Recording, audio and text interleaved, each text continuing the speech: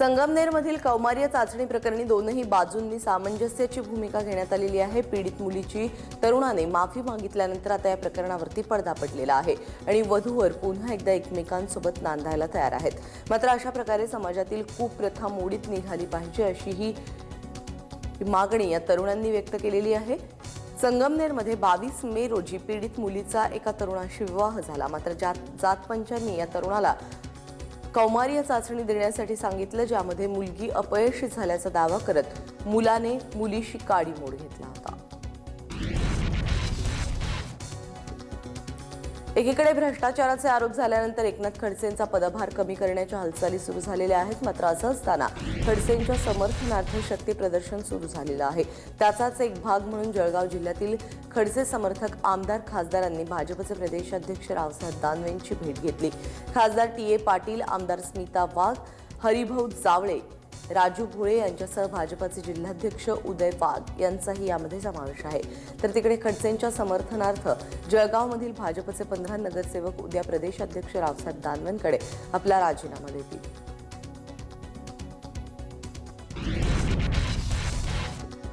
आठवडाभर एकनाथराव खडसे यांच्यावर वेगवेगळ्या प्रकारचे आरोप होतात आणि या आरोपामध्ये कुठल्याही प्रकारचं तथ्य नाही असं भारतीय जनता पार्टीनं या अगोदरच जाहीर केलेलं आहे आणि त्यामुळं कोणीही कार्यकर्त्यांनी अशा प्रकारचं वक्तव्य करणं चुकीचं आहे। महाराष्ट्र भारतीय जनता पार्टी पूर्णपणानं एकनाथरावजी खडसे यांच्या पाठीमागे आहे, त्यामुळं या आरोपात तथ्य नाही हे अगोदरच आम्ही सांगितलं आहे।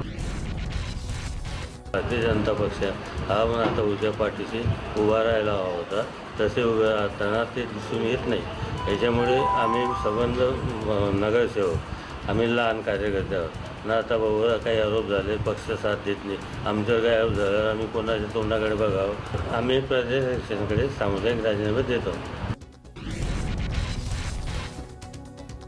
एकनाथ खडसेंवरती गंभीर आरोप करणाऱ्या सामाजिक कार्यकर्त्या अंजली दमानिया यांनी ज्येष्ठ समाजसेवक अण्णा हजारे यांची भेट घेतली। खडसेंनी राजीनामा द्यावा या मागणीसाठी दमानिया आज मुख्यमंत्र्यांच्या वर्षा निवासस्थानाबाहेर उपोषणाला बसणार आहेत। मात्र पोलिसांनी त्यांना अजूनही वर्षाबाहेर उपोषणाला बसण्याची परवानगी दिलेली नाही। खडसे प्रकरणी अण्णा हजारे देखील मुख्यमंत्री आणि पंतप्रधानांना पत्र लिहिणार आहेत असा दावा दमानिया यांनी केला आहे। महसूल मंत्री एकनाथ खडसे यांची समाजवादी पक्षाचे नेते अबू आझमी यांनी पाठराखण केली आहे। केवळ एखादा कॉल आला म्हणून त्यांची बदनामी करणं योग्य नाही असं अबू आझमी यांनी म्हटलंय। ते नांदेडमध्ये पत्रकारांशी बोलत होते। दाऊदच्या एकनाथ खडसेंचा फोन झाला की नाही याची सत्यता पडताळून पाहण्याची गरज आहे। ज्या कॉलमधील संभाषण जाहीर करण्याची गरज आहे असं देखील अबू आझमी यांनी म्हटलंय। मैं चाहता हूं कि खड़से पे जो इल्जाम है टेलीफोन का, उसका कन्वर्सेशन लाया जाए। किसने बात किया? अगर वो कन्वर्सेशन आता है खड़से ने बात किया, खड़से जो आदमी बात किया और खड़से के कहने पे बात किया, ऐसी चीज आती है तो बिल्कुल उनको राजीनामा देकर जेल भेज देना चाहिए। और अगर से कोई कन्वर्सेशन नहीं आता है, सिर्फ टेलीफोन नंबर आता है, तो डाउट जो है वो अक्यूज के फेवर में जाता है। तो जबरदस्ती का सिर्फ नंबर आने से किसी को इतना बदनाम किया जाए, ठीक नहीं है। पिंपरी चिंचवडच्या भोसरी एमआयडीसीतील 3 एकर जमीन नियमानुसार खरेदी केल्याचा दावा महसूल मंत्री एकनाथ खडसे यांनी केलाय। मात्र या जमिनीवरती लघु उद्योग सुरू असल्यामुळे खडसेंच्या दाव्यावरती कितपत विश्वास ठेवायचा असा प्रश्न उपस्थित झालाय। बांधकाम व्यावसायिक हेमंत गावंडे यांनी ही जमीन खरेदी केली, बेकायदेशीररित्या खरेदी केली असा त्यांनी आरोप केलेला होता। दरम्यान वर्षानुवर्षे या जागेवरती उद्योग करणाऱ्या उद्योजकांना देखील ही जमीन विकल्याची कल्पना नाही। या प्लॉटवर याबद्दल आम्हाला पूर्वी काय माहीत नव्हतं। हा एमआयडीसीकडनं आम्ही ॲक्वायर करून घेतलेला प्लॉट आहे, स्वतःच्या नावानं करून घेतलेला आहे आणि याच्यावर लोन वगैरे काही नाही। आम्ही या प्लॉटवर लोन वगैरे घेतलेलं आहे। 10 गुंठ्याच्या प्लॉटवर 3 कोटीचं लोन घेतलेलं आहे। माझं एका खाजगी बँकेकडून लोन आहे, जनसेवा बँकेकडून लोन आहे माझं याच्यात। राज्याचे मुख्यमंत्री देवेंद्र फडणवीस आज दिल्लीत जाणार आहेत। यावेळी दिल्लीतील मंत्र्यांसोबत मुख्यमंत्र्यांची कौशल्य विकास योजनेसंदर्भात विशेष बैठक होईल। दरम्यान यावेळी वादाच्या भोवऱ्यात अडकलेल्या एकनाथ खडसे यांच्याविषयी काही चर्चा होते का हे पाहणं महत्त्वाचं ठरेल।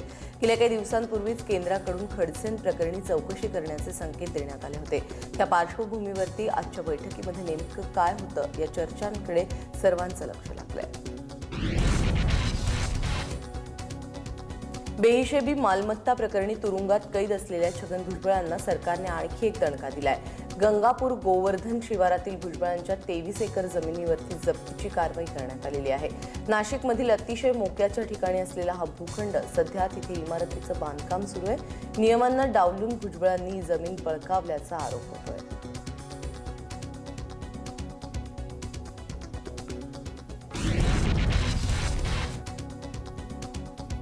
भाजप काँग्रेसचा नवा अवतार आहे. भ्रष्टाचाराचे आरोप असलेल्या लोकांना उमेदवारी देऊन त्यांनी हे सिद्ध केलेलं आहे, अशी टीका आम आदमी पक्षाच्या नेत्या प्रीती शर्मा मेनन यांनी केलेली आहे.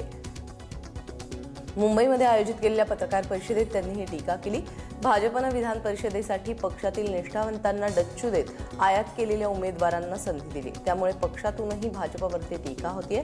त्यातच आपने भाजपचं काँग्रेसीकरण झाल्याचा दावा केलाय.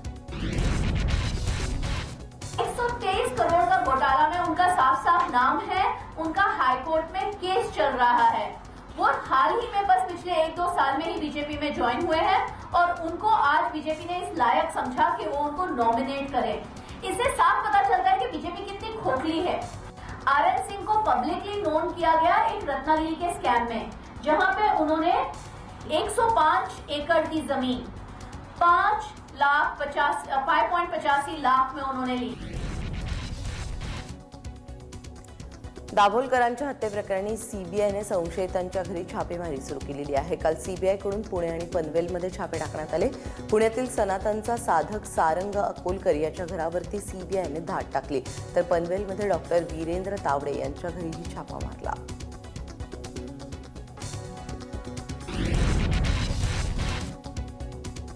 सीबीआयने पुण्यातील सनातनचा साधक सारंग अकोलकरच्या घरी धाड टाकल्यानंतर सनातन संस्थेने लगेचच मुंबईत पत्रकार परिषद घेतली. सीबीआय धाड टाकण्यास पोहोचल्यानंतर आशिष खेतान या प्रकरणी मोठा खुलासा करण्याचं ट्विट काय असतो असा प्रश्न सनातनचे प्रवक्ते अभय वर्तक यांनी उपस्थित केला. त्याचबरोबर आशिष खेतान आणि सीबीआयचे तपास अधिकारी नंदकुमार नायर यांची चौकशी करा अशी मागणी सनातननं केली आहे.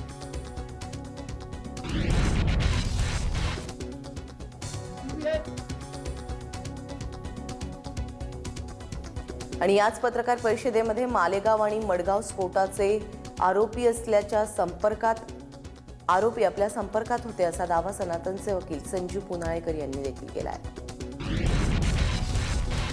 कोणाही संपर्कात आलेला सांगणार नाही, ना मालेगाव प्रकरण ना मडगाव प्रकरण. याचं कारण हे दुसरा अधिकारी आहे. हे मी वारंवार एनआयला सांगितलेलं आहे. तुम्हाला काही विषय सांगत नाहीये. ते माझ्या संपर्कात पूर्वी होते. त्यानंतर बेल संबंधी आम्ही केलं, बेलचा अर्ज केला. या सगळ्या गोष्टी आहेत. त्यामुळे संपर्कात माझ्या घरी जायचा होत नाही. आणि फरार आरोपी आहे हा नेहमी वकिलाच्या संपर्कात असतो, लक्षात ठेवा. विना तिकीट प्रवास करणाऱ्यांना धडा शिकवण्यासाठी एसटी महामंडळाने अफलातून शक्कल शोधून काढली आहे. यापुढे फुकट्या प्रवाशांना शेवटच्या पर्यंत उतरू दिलं जाणार नाही. तसंच शेवटचा स्टॉप आल्यानंतर त्या प्रवाशांवरती योग्य ती कारवाई केल्यानंतरच त्याला घरी सोडलं जाईल. एसटीच्या 68व्या वर्धापन दिनाच्या निमित्ताने मुंबई सेंट्रलच्या आगारामध्ये कार्यक्रमाचं आयोजन करण्यात आलं होतं आणि या कार्यक्रमात बोलताना परिवहन मंत्री दिवाकर रावतेंनी ही घोषणा केली. धुळे मनपाच्या आयुक्तांविरोधात अविश्वास ठराव मंजूर करण्यात आला आहे. नामदेव भोसले यांनी 1.5 वर्षांपूर्वी पालिकेचे आयुक्त म्हणून पदभार स्वीकारला. आश्चर्याची गोष्ट म्हणजे त्यांच्या वाढदिवशीच नगरसेवकांनी अविश्वास प्रस्तावाच्या मंजुरीचं गिफ्ट दिल्याच्या चर्चा रंगतात. आर्थिक घडी विस्कटलेल्या धुळे महानगरपालिकेची आर्थिक स्थिती बळकट करण्यास आणि भ्रष्टाचारावरती लगाम लावण्यास नामदेव भोसले यांना यश आलं होतं. मात्र महानगरपालिकेतील ठेकेदारी नगरसेवकांना असा कर्तव्यदक्ष आयुक्त नको असल्यामुळे असा अविश्वास ठराव मंजूर करण्यात आल्याचं बोललं जात आहे. हार्बर लोकलची वाहतूक विस्कळीत झाल्यामुळे काल ऑफिसमधून घराकडे निघालेल्या मुंबईकरांचा खोळंबा झाला. हार्बर मार्गावरच्या वडाळा रेल्वे स्थानकाजवळची सिग्नल यंत्रणेत बिघाड झाल्यामुळे सीएसटीकडे जाणारी वाहतूक ठप्प झाली होती आणि त्याचा परिणाम म्हणून डाऊन दिशेने जाणाऱ्या लोकलवर देखील स्लो झालेल्या होत्या. त्यावर देखील परिणाम झाला. प्रवाशांना 1.5 तास तात्काळ ठेवल्यानंतर बिघाड दुरुस्त करण्यात आला. पुलगावमधील आगीच्या दुर्घटनेमध्ये 18 जणांचा मृत्यू झाला. यातील 5 फायरमन हे पुलगाव शहरातील होते, ज्यापैकी 3 मृत फायरमनचे शव कुटुंबियांना देण्यात आलेलं आहे आणि यापूर्वी संपूर्ण फुलगावमध्ये शोकाकुल वातावरण पाहायला मिळालं. शहीद झालेल्या जवानांच्या घरी श्रद्धांजली देण्यासाठी अनेकांनी गर्दी केली.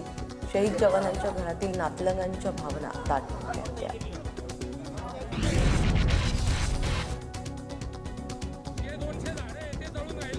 धुळे शहराचा कचरा डेपो आगीत जळून खाक झालाय. गेल्या काही दिवसांपासून कचरा डेपोमध्ये कचरा जाळण्याचा प्रकार सुरू होता. याचा स्थानिकांना त्रास होत असल्याचं समजतंय. याबद्दल पालिका प्रशासनाकडे तक्रार करण्यात आली होती, मात्र यावर पालिकेने कोणतीही कारवाई न केल्यामुळे ही आग लागल्याचं पालिकेकडून सांगितलं जात आहे. दरम्यान रात्री उशिरापर्यंत ही आग विझवण्याचं काम सुरू होतं. अग्निशमन दलाच्या 15 गाड्या आग विझवण्यासाठी घटनास्थळी दाखल झाल्याची माहिती मिळते. मात्र या आगीचं प्रमुख कारण अद्यापही कळू शकलेलं नाही. सोडा तयार करण्यासाठी वापरण्यात येणाऱ्या गॅसचा स्फोट झाल्याची घटना इचलकरंजीमध्ये घडली आहे. या घटनेत 5 जण जखमी झाल्याचं कळतंय. सोडा तयार करण्यासाठी वापरण्यात येणारा सिलेंडर रिक्षामधून काढत असताना त्याचा अचानक स्फोट झाला. या स्फोटामुळे रिक्षात असणाऱ्या कोल्ड्रिंकच्या बाटल्या फुटल्यामुळे संपूर्ण रस्त्यावरती काचांचा खच पडला होता. स्फोटाचा आवाज ऐकून अनेकांनी घटनास्थळी धाव घेतली. या स्फोटामध्ये रिक्षांचंही प्रचंड नुकसान झालं. दरम्यान जखमींना उपचारासाठी दाखल करण्यात आलं असून स्फोट नेमका कशामुळे झाला हे कारण समजू शकलेलं नाही.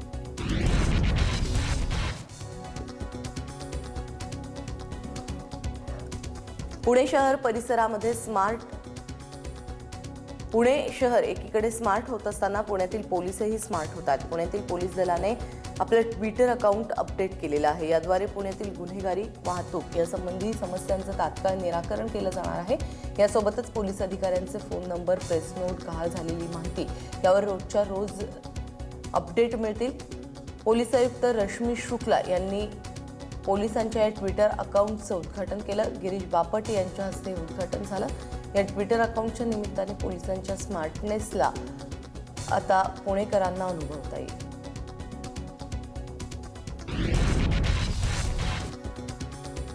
घरगुती वादातून जावयाने सासूवरती ऍसिड हल्ला केल्याची घटना पिंपरी चिंचवडमध्ये घडली आहे. या घटनेमध्ये थोडक्यात बचावलेल्या सासूबाई गंभीर जखमी झाल्यात, तर आजीला वाचवण्याच्या नादामध्ये नात भाजलेली आहे.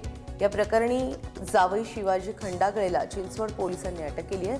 चिंचवडच्या वेताळनगर झोपडपट्टीत हा प्रकार घडला. घरगुती वादातून पती पत्नीमध्ये नेहमी वाद होत असे आणि हा वाद सासूच्या जीवावर यावेळी बेतला.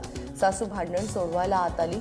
जावई शिवाजी यांनी हाच राग मनात धरला. ऍसिड हल्ला केल्याची माहिती मिळाली.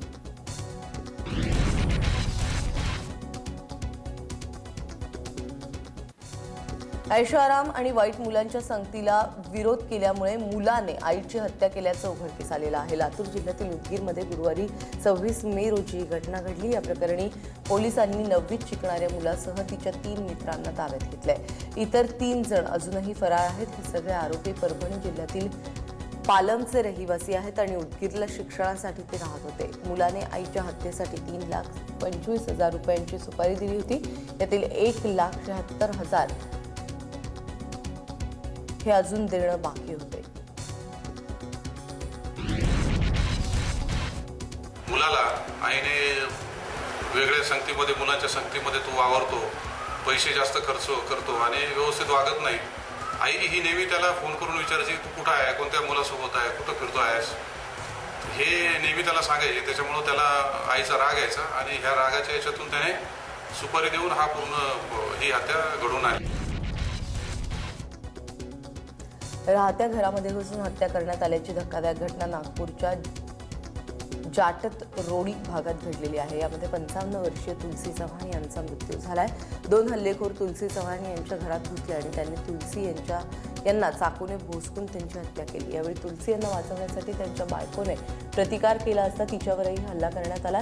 या घटनेमध्ये तुलसी यांची पत्नी जखमी झाली आहे. तुलसी चव्हाण हे महानगरपालिकेत सफाई कर्मचारी म्हणून कामाला होते. दरम्यान हल्ला करण्यासाठी आलेले 2ही आरोपी सध्या फरार आहेत. पूर्व वैमनस्यातून हा हल्ला करण्यात आल्याचा अंदाज पोलिसांनी व्यक्त केला. आंबोली ते कोल्हापूर दरम्यान सोमवारी दुपारी एक मस्तवाल तरुण आपल्या बुलेटवरती भर रस्त्यात स्टंटबाजी करत असताना माझाच्या कॅमेऱ्यात कैद झाला. अतिशय वेगाने गाडी चालवणारा हा तरुण बुलेटवरती मांडी घालून गाडी चालवत होता. अशाच अवस्थेमध्ये स्पीड ब्रेकर ओलांडत होता. समोरून वेगाने येणारे वाहन चालकांचे या तरुणाकडे लक्ष विचलित होत होतं. पाठीमागून तर एकही वाहन पुढे जाऊ शकत नव्हतं, एवढा या दुचाकीचा वेग होता. मध्येच दोनही हात जोडून गाडी चालवण्याचा प्रतापही या स्टंटबाजानं केला. कर्नाटक पासिंगच्या गाडीचा हा चालक मराठी भाषिक होता.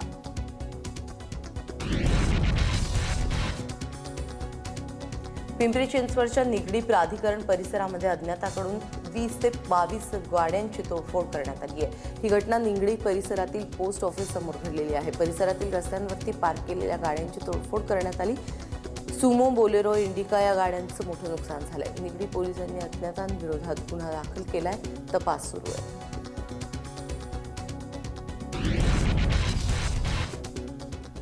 तब्बल 14 वर्षांनंतर गुजरातमधील गुलबर्ग सोसायटी जळीत कांड प्रकरणाचा आज निकाल लागण्याची शक्यता आहे. गुजरात दंगलींवरती 2002 मध्ये काँग्रेसचे नेते एहसान जाफरी यांचं वास्तव्य असलेल्या गुलबर्ग सोसायटीला आग लावण्यात आली होती. यामध्ये एहसान जाफरींसह 69 जण मृत्युमुखी पडले होते. या प्रकरणी एहसान जाफरी यांच्या पत्नी जाकिया जाफरी 14 वर्षांपासून न्यायालयामध्ये लढत देत आहेत. दरम्यान एसआयटीने भाजपचे स्थानिक नगरसेवक बिपिन पटेल यांच्यासह 66 जणांवरती गुन्हे दाखल केले. या प्रकरणी 9 आरोपी 14 वर्षांपासून तुरुंगात असून इतर आरोपी जामिनावरती बाहेर आहेत.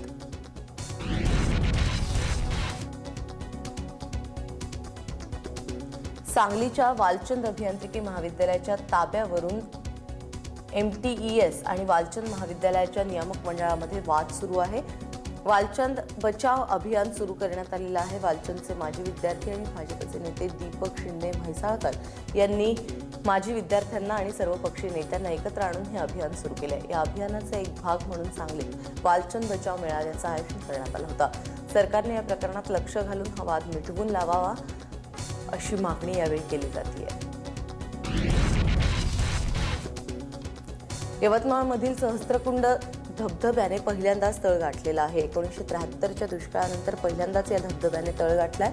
मराठवाड्याच्या सीमेवरून वाहणाऱ्या पैनगंगा नदीवरील सहस्त्रकुंड धबधब्यावरती मोठ्या प्रमाणावरती पर्यटक येत असतात. राज्यासह तेलंगणा आणि आंध्र प्रदेशातील पर्यटक देखील इथे येतात. मात्र यंदाच्या भीषण दुष्काळाच्या झळा या धबधब्याला देखील बसू लागलेल्या आहेत. त्यामुळे निसर्ग सौंदर्यानं नटलेला हा धबधबा आता भकास झालाय. काँग्रेसमध्ये नेतृत्व बदलाची गरज आहे, हे सूचक वक्तव्य पक्षाध्यक्षा सोनिया गांधी यांनी केलेलं आहे. काँग्रेसचे ज्येष्ठ नेते कॅप्टन अमरिंदर सिंग यांनी चंदीगडमध्ये एका चॅनलशी बोलताना हा दावा केला. मात्र सोनियांच्या या विधानामुळे काँग्रेस पक्षाचं नेतृत्व राहुल गांधींकडे सोपवलं जाण्याच्या चर्चांना उधाण आलंय. पक्षाच्या सूत्रांच्या माहितीनुसार राहुल गांधी काँग्रेस अध्यक्ष बनण्यास तयार आहेत. याबद्दल काही आठवड्यात निर्णय घेतला जाईल. संपूर्ण देशाला हादरवून सोडणाऱ्या उत्तर प्रदेशातील दादरी हत्याकांडातील पीडित मोहम्मद अखलाक यांच्या घरात गोमांसच असल्याचा अहवाल मथुरेतील न्यायवैद्यक प्रयोगशाळेनं दिलेला आहे. त्यामुळे त्यांच्या कुटुंबाला मिळालेली नुकसान भरपाई परत घेण्यात यावी अशी मागणी भाजपचे खासदार योगी आदित्यनाथ यांनी केलेली आहे. या प्रकरणी हिंदुत्ववादी संघटना आणि सरकारला आरोपांच्या पिंजऱ्यामध्ये उभ्या करणाऱ्या मीडिया आणि राजकीय पक्षांच्या गटानं त्यांची माफी मागितली पाहिजे असंही त्यांनी म्हटलंय. देशात बँकिंगसाठी लवकरच नवा पर्याय उपलब्ध केला जाणार आहे आणि तो म्हणजे पोस्ट बँक. मार्च 2017 पासून देशभरातील सर्व पोस्ट ऑफिसेसमध्ये बँकिंग सुविधा उपलब्ध असेल. यासंबंधीच्या प्रस्तावाला कॅबिनेटने मंजुरी दिली आहे. पोस्टाची बँक या संकल्पनेला देशभरातून खूप चांगला प्रतिसाद मिळत असल्याचं केंद्रीय मंत्री रविशंकर प्रसाद यांनी सांगितलं. देशभरात जवळपास 1,55,000 पोस्ट ऑफिसेस आहेत. त्यातील प्रत्येक कर्मचाऱ्याला प्रशिक्षण देण्यात येणार असून मोठ्या प्रमाणावरती रोजगार निर्मिती होणार असल्याची शक्यता यावेळी व्यक्त केली गेली आहे. आसाममध्ये राष्ट्रीय स्वयंसेवकाच्या शाळेमध्ये एका मुस्लिम मुलाने अव्वल क्रमांक पटकावलेला आहे. सरफराज हुसेन असं या मुलाचं नाव आहे. त्याने 10वी परीक्षेत 600 पैकी 590 गुणांची कमाई केली आहे. सरफराज हा आसामच्या गुवाहाटीमधून शंकरदेव शिशु निकेतन शाळेमध्ये शिकतो. ही शाळा राष्ट्रीय स्वयंसेवक संघाची शिक्षा विद्या परिवारामार्फत चालवली जाते. नवनियुक्त आसाम सरकार त्याच्या वाटचालीसाठी 5 लाखांचं बक्षीस जाहीर केलं आहे.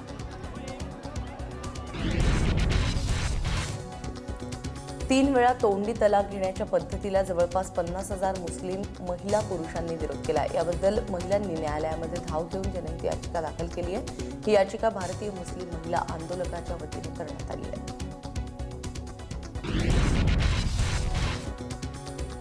मॉक ड्रिल दरम्यान एक शिक्षिका इमारतीवरून कोसळून खाली पडली आहे. गंभीर जखमी झाल्याची घटना घडली. उत्तर प्रदेशातील मुरादाबादमध्ये ही घटना घडलेली आहे. आरके स्कूल नावाच्या शाळेच्या आवारामध्ये दुर्घटना घडली. या शाळेमध्ये सिव्हिल डिफेन्सचं मॉक ड्रिल सुरू होतं. आपत्कालीन परिस्थितीमध्ये अडकलेल्या विद्यार्थ्यांना सुखरूप बाहेर कसं काढायचं याचं प्रशिक्षण यावेळी दिलं जात होतं.